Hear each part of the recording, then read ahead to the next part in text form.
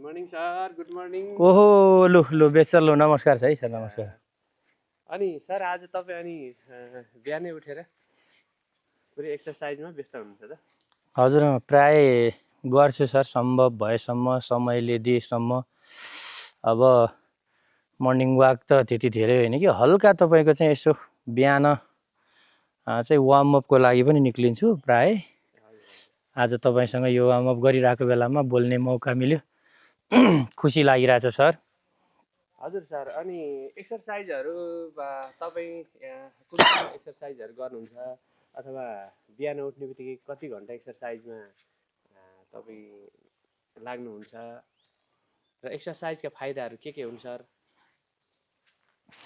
यो अब एक्सर्साइज भनेको त खासै तपाईँको चाहिँ यो 1 2 3 भनेर मैले गरेको छैन। किनभने अब यो विशेष गरेर डक्टरहरूले यो गर्नुपर्छ त्यो गर्नुपर्छ भन्छ, म त्यसमा पनि छैन।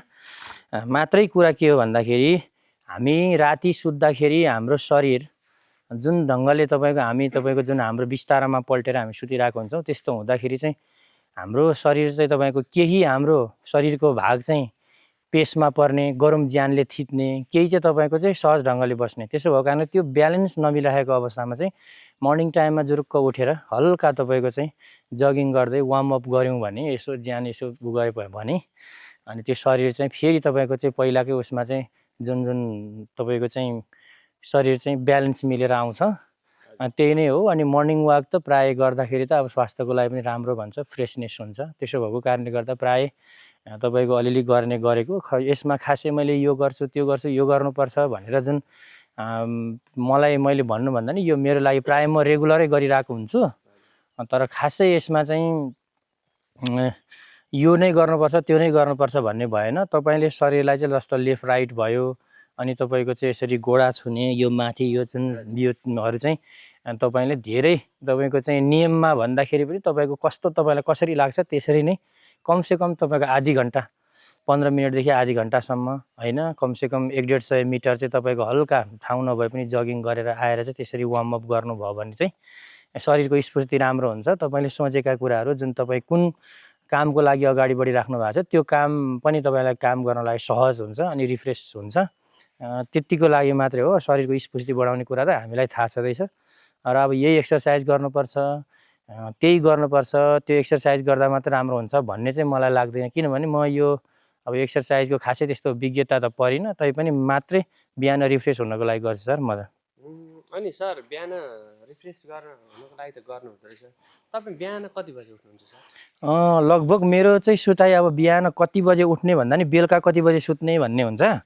त्यसो भएको कारणले गर्दा बेलुका म 9 बजे सुत्छु। 9 बजेभन्दा पछाडि त म सुत्दिनँ। ठ्याक्कै म 9 बजेको आसपासमा, बढी गयो भने 9 बजेर त्यही 5-10 मिनट जाला, तर त्यहाँभन्दा अगाडि चाहिँ जाँदैन। बेलुका म 9 बजे नि बिहान चाहिँ ठ्याक्कै म 4 बजे चाहिँ अप टु डेट उठेको हुन्छु।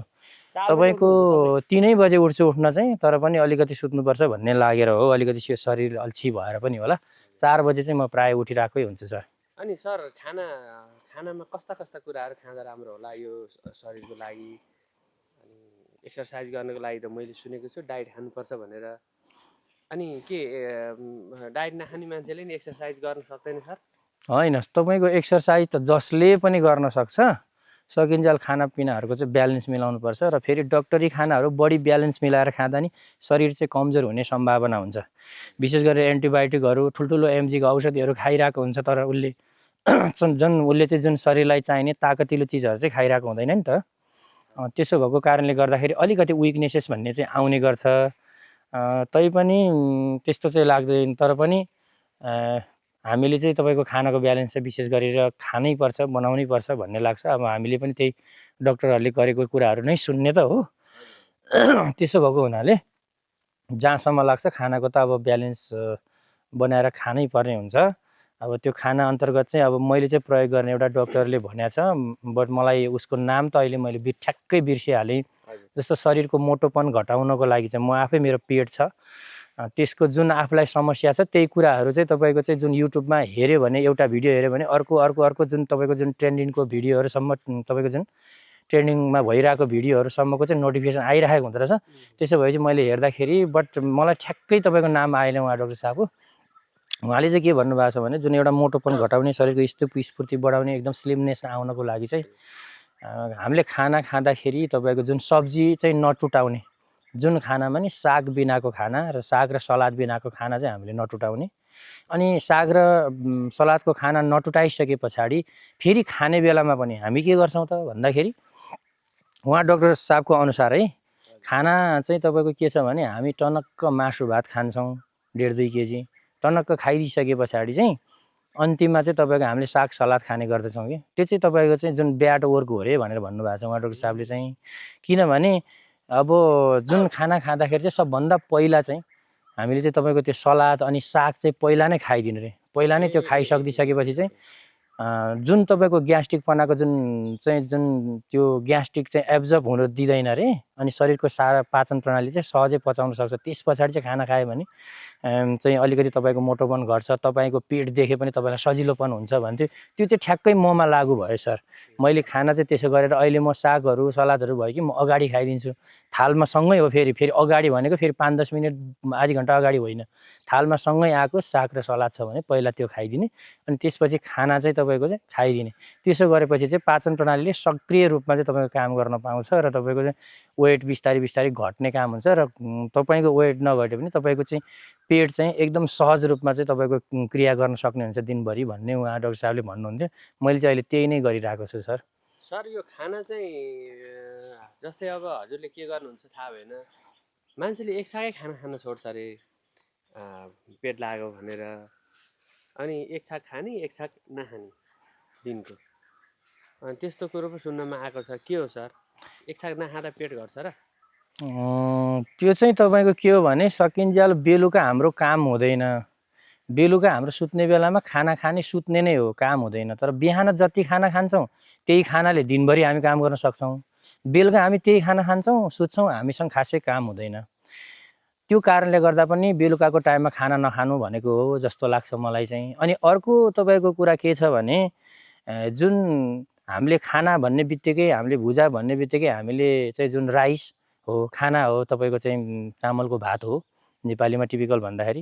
अनि त्यो भात चाहिँ ले चाहिँ के गर्दो रहेछ भनेदेखि विशेष गरी त्यसले चाहिँ बढी त्यो भातमा चाहिँ कार्बोहाइड्रेटको मात्रा बढी भएको कारणले गर्दाखेरि त्यसले चाहिँ बढी ग्यास्ट्रिक पैदा गर्ने, डम्म पेट फुलाइराख्ने, त्यसले चाहिँ तपाईँको चाहिँ जुन कार्बोहाइड्रेटको तत्त्व बढी हुने अनि त्यसमा चाहिँ तपाईँको चाहिँ क्यालोरी पनि बढी हुने।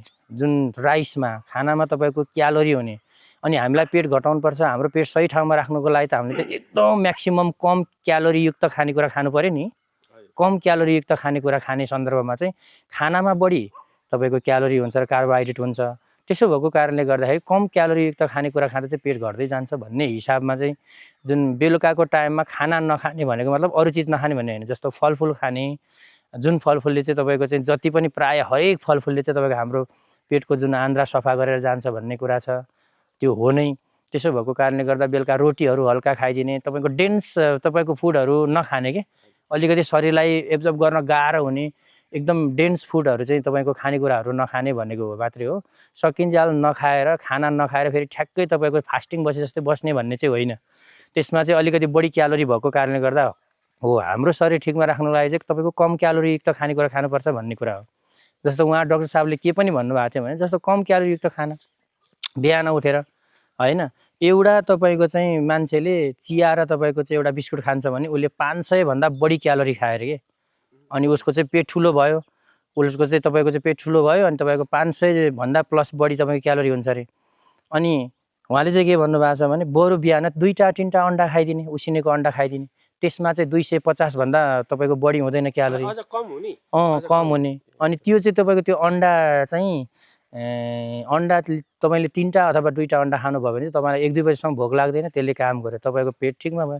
तर बिहान तपाईँले बिस्कुट खानुभयो अनि एकदम चाहिँ भात खानुभयो भनेपछि पेट दिनभरि तपाईँको लागिराख्ने अनि पेट चाहिँ टनक्क छ तर तपाईँलाई भोक लागिराख्ने हुन्छ अरे। त्यसो भएपछि कम क्यालोरीयुक्त खानेकुरा खाँदा चाहिँ शरीर फिटनेस हुने, सही हुने भन्ने खालको कुरो चाहिँ भन्नुभएको थियो डाक्टर साहबले। मैले त्यही गरिरहेको छु मर्निङ टाइममा। विशेष गरेर जाउलोको कुरा ल्याउनुहुन्छ उहाँले, जाउलो खाने, जाउलोमा दाल मिसाउने, तपाईँको अझ मुसुरोको भन्दा नि तपाईँको मासको दाल मिसाएर चाहिँ सिटी लगाएर तपाईँको चाहिँ जुन जाउलो बनाएर खाने भने नेपालीको खाना उपयुक्त खाना त्यो जाउलो रहेछ।